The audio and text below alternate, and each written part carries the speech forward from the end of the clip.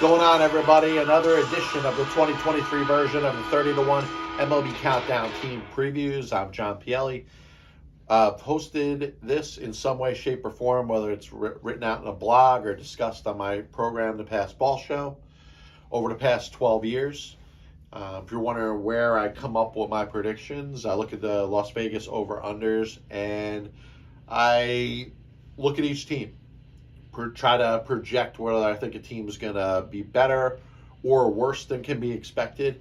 And then I have 30 different win totals. I rank them from 1 to 30, 1 being the most, 30 being the least. And then I start my previews starting with the team I think is going to have the worst record in baseball. The team I'm talking about today can't be that far off. I got them at number 29 in regards to win total for the 2023 season. That's the Colorado Rockies.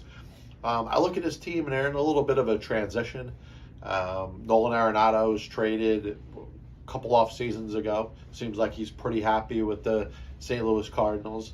And you wonder exactly what their plans are. I look at the Chris Bryant signing, which was a part of it that I like.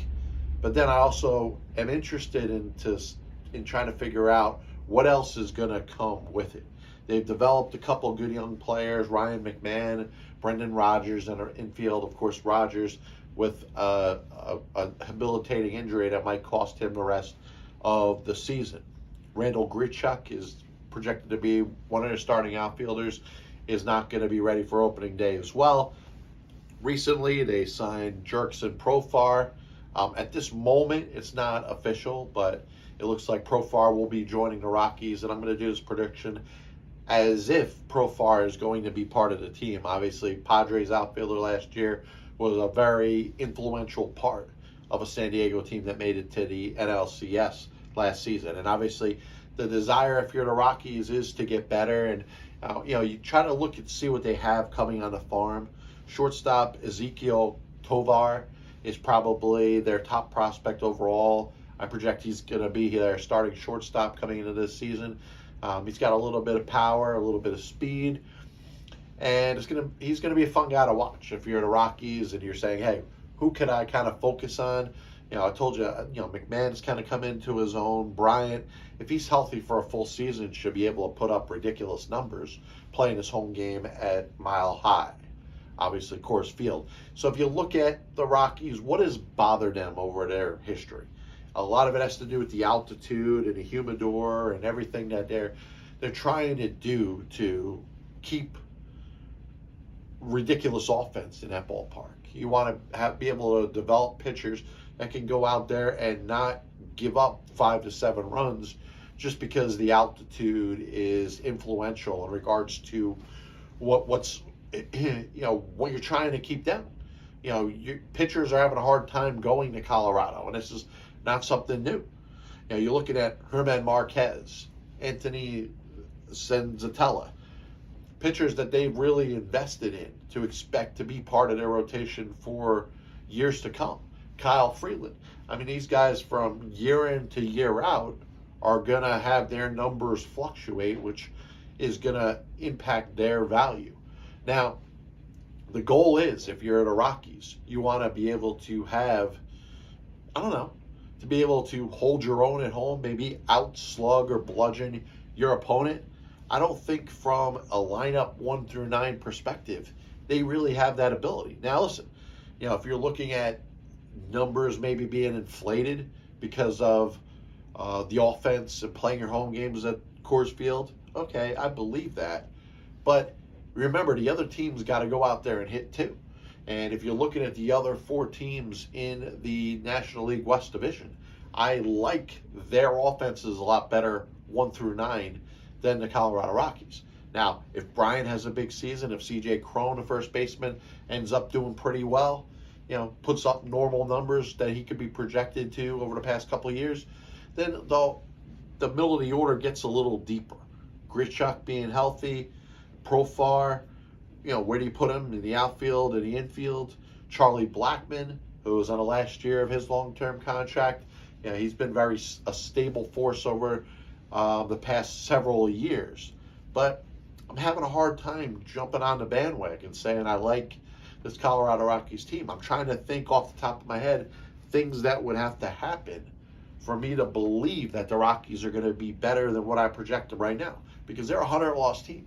They're a team that's going to be fighting for the top draft pick in the 2024 MLB draft. And I like Marquez. I like Freeman. I even like Austin Gomber. Ryan Feltner, who's had a couple good seasons in the minor leagues. Maybe he gets a chance to be part of their rotation this year. Peter Lambert's been, up and down between the minors and the majors for a couple different organizations. Jose Urena, who I thought was going to be out of baseball a couple of years ago, was getting a chance to make some starts for the Rockies last season. He probably gets a chance to do that this year. One of the things that I think could be a strength, assuming that the Rockies are able to keep the ball in the ballpark, is their bullpen. Daniel Bard was solid last year, and for whatever reason, I kind of think of, let's say, a Rafael Betancourt, random major league relievers that ended up being able to succeed in Colorado. Wade Davis was unable to do it. There's a lot of other closers that have gotten jobs with the Colorado Rockies, and for whatever reasons, their careers went in the shitter. But Daniel Bard's coming off a really good season last year, one of the best stories in all of baseball. He gets to headline a bullpen. It also has Pierce Johnson, who was with the San Diego Padres last year. Brent Suter, who has had a couple really good seasons for the Milwaukee Brewers. Dinelson Lamet, who was at one point was considered one of the top prospects in the San Diego Padres organization. So I think they have some depth in the bullpen. The problem is going to be if their starters are getting knocked out in the second or third inning, and their relievers, in order to try to keep games close, you're going to have to go to these guys game after game after game. It's kind of like that whole postseason type of thing. You go to the well enough times with the same relievers, the other teams are going to get used to you, especially division rivals.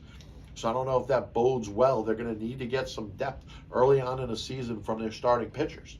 Now, if you look at the whole perspective of this team, I don't have an issue with this being a rebuilding year. I don't have an issue with the Rockies trying to take a look at as many different players as it can. Mike Moustakas is in on a minor league deal, having a great spring. Why doesn't he go, play, I don't know, any one of a number of positions that are available on an everyday basis? Maybe, you catch a little lightning in the bottle. At some point, you're going to have to try to look into your minor league system and see what players are going to be part of the future. Tovar, I think you go out there, you play him 150 games at shortstop, and then you really, listen, you don't have to make the final decision on what you think he is, but, perhaps if you see the best out of him, and you get a little help from a couple other guys, maybe the Rockies can be a little competitive.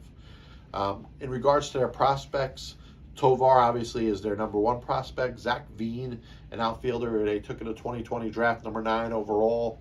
It's probably maybe a year or two away. Maybe you see a couple at-bats this year. Adil Amador was a shortstop last year in the minors, hit .292 with 860 OPS, 15 home runs, 26 stolen bases. Could be part of maybe a double play tandem if you want to play him a little bit at second base with Tovar at shortstop.